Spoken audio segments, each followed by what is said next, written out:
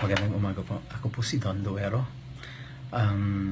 First time ko po itong gagawin, kaya medyo hindi ako sanay na mag-appear sa video na to. But anyway, it is a responsibility. I feel responsible for, dahil dito sa ngayon sa kampanya, na gusto ko po sana talaga ang mga kababayan natin na iboto si Mayor Duterte. Ito po ang kwento ko. Nung 2010, na nagkaroon tayo ng eleksyon, ay bigla pong naupo, nanalo po si Presidente Noy Aquino, Cojuangco Aquino. Take note, Cojuangco Aquino. So, ibig sabihin, alam niyo na kung bakit ini-emphasize ko ang Cojuangco. Dahil hindi niya ginagamit. Itong taong to masyadong too pretentious to be a good person when in reality he is not. Walang empathy, walang malasakit sa taong bayan. Mayaman kaya ganyan. Anyway, noong 2010 po, nagkaroon tayo ng human trafficking issues here in America. Inimbestigahan ko po dahil kasalukuyan ako po ang public servant, ako po ang welfare officer na nakatalaga dito sa Embahada ng Pilipinas sa Washington, D.C.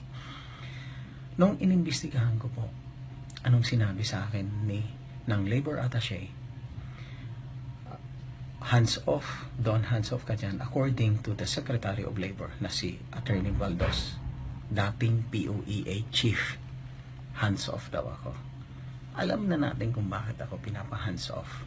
Dahil highly sensitive daw. Well, in reality, hindi dahil sa highly sensitive. Dahil alam nila, pag ako ang nag-imbestiga, walang takipan dyan. Dahil hindi ako umuurong sa mga katarantaduhan na nangyari, talagang binubulgar ko.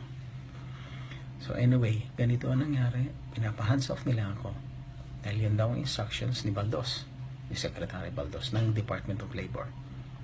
Ang ginawa ko, bilang isang welfare officer, ako po ang responsible sa lahat ng mga welfare cases. Ang Department of Labor Attaché, ang responsibility po ay hindi welfare, kundi maghanap ng potential na pwedeng pagtrabahuan ng mga OFWs natin. Anyway, sa madaling salita, hindi ako tumigil mag-imbestiga. Anong ginawa nila? I was persecuted. I got persecuted. Hininto nila yung allowances. Ang dami-dami mga rason. Lahat kung ano-anong gusto nilang gawin. Buti na lang, nung na-interview ang mga OFW na biktima ng human trafficking, ay maraming tumulong. Napunta kami sa FBI at ang FBI ay tumulong din sa akin. Pero after that, nung nabulgar ito sa ABS-CBN, nagkaroon ako mga death threats. Well, it is very ironic. Isipin mo, imbis na nagkaroon na ako ng death threat, gusto pa nila akong pauwiin. Pinipilit pa akong pauwiin ng Department of Labor. Obviously, syempre, pag pinauwi nila ako doon, patay ako. Sandali lang ang buhay doon Kahit na isang FBI, sinabihan si Congressman Bello na less than $200 lang ang pag-hire ng isang killer. Alam naman natin yan. Hindi na kailangan sabihin pa. So, when I continued my investigation, pumunta rito si Congressman Bello. Actually, si Congressman Erin Tanyada, inimbestigahan niya, nag-privilege speech siya sa Congress, na gano'n na nangyari. Totoo itong investigasyon ko. At ako pa ang pinipersecute ng gobyerno ni Noynoy. Bakit nagkaganon? Pumunta rito si Congressman Bello, nag-imbestiga, dinala ko pa siya sa FBI. Ganon din. Ganon ang findings nila. Lahat. Pumunta rito, ang last na pumunta rito ay si Vice President Binay. Actually, Vice President, 2 beses tayo nagkita. I submitted you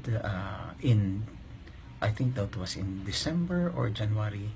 December 2010 or January 2011. First natin na nagkita. I handed you, although through your aide, police major yata yan, I forgot his name, inabot ko po yung ganitong kakapal, more than 1 inch, mga almost 2 inches ang kapal ng dokumento na nagsasaad doon kung ano nangyari sa human trafficking. Pero wala nangyari. Sabi nyo, dininay nyo nung meeting natin nung April or May ba yun, nung 2011. Dininay nyo na na-receive nyo. Baka pinasura, tinapon lang ng aid nyo. Anyway, I can't blame you for that because you're very, very busy person.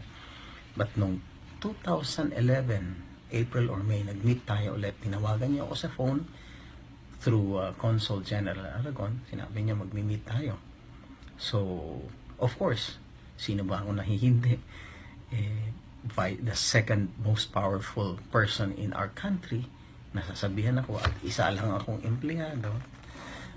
Agad-agad pumunta ako sa inyo. Nagkita tayo sa Western Plaza Hotel. Nag-usap tayo, tayong tatlo, si Conjan Aragon, ikaw po, at ako. At unang tanong mo sa akin, bakit ko pinalaki ang issue ng human trafficking?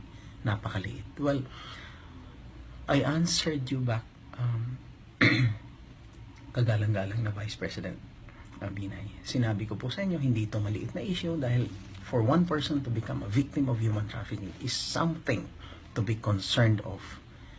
Something that we should attend to. Dahil nandyan yung involuntary servitude. Ayaw mong gawin ang trabaho but you are forced to do the job. Pumunta sila rito dahil sa isang trabaho na yun ang in-apply nila para pagdating dito ay nabibiktima sila. Isa yun. Minsan napupunta pa sa sex slavery. Isipin mo yung mga ganyang bagay. That is something to be concerned of. At sinasabi natin na ang OFW ay isang bayani, bagong bayani. To hell with you guys. Anong isang bayani tapos pinapabayaan natin? Tapos pag may issue na ganyan, pagtatakpan, pati tatatahimikin nyo yung isang taong mag-iimbestiga. Bakit?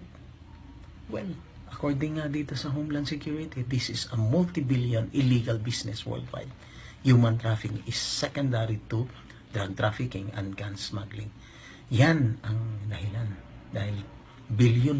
Imagine, there are 2,000, yung binigay sa akin, nakuha ko sa Homeland Security na information, 2,000 Filipinos na dapat ay hindi magbayad ng placement fee ay pinagbabayad ng mga recruiters na nakasabot ng POEA. Ano yan? Tapos magpo-post kayo, yung mga taga-POEA, magpo-post kayo ng job orders, approved job orders, and yet these job orders are not verified. Ano yan? Pag inimbestigahan, magagalit si Baldos, si Secretary Baldos. Tatanggalin ko sino yung head ng POEA na tagalabas. Dahil yung sindikato dyan sa loob ng POEA, kasapot ang taga-Department of Labor, ay yan ang pumuprotekta ng mga illegal recruiters. Kaya walang nangyayari. Ang daming nabibiktima ng mga OFWs. Wala. Wala kayong ginawa. Puro kayo nagpapataba ng mga bulsa nyo.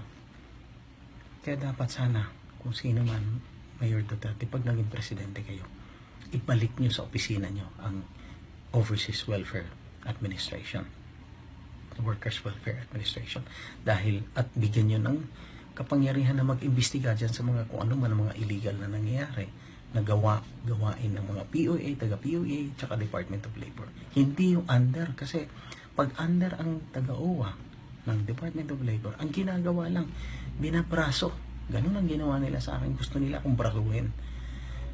So after our meeting with the Vice President, balikan po natin yung pag-meeting namin. After that meeting, hangako po kayo, Mr. Vice President, na gagawin nyo ang lahat para maprotektahan ng OFW. But unfortunately, nothing happened.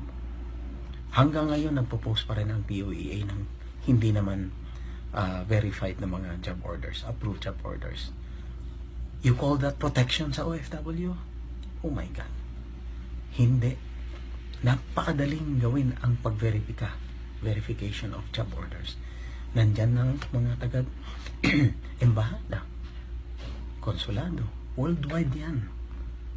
Anong ginagawa nila? Napakadali. Tawagan lang nila to verify kung talagang nagre-recruit yung mga yan.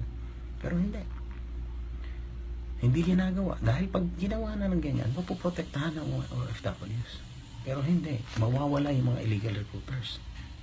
Pero ayaw niyong gawin yan dahil mawawala rin ang kickback. Yan ang katotohanan. Kaya sana po, kaya ako napilitan ako. I was forced to tender my resignation dahil alam ko walang mangyayari. Isipin mo, kausap ko ng ang Vice President eh. Wala rin eh.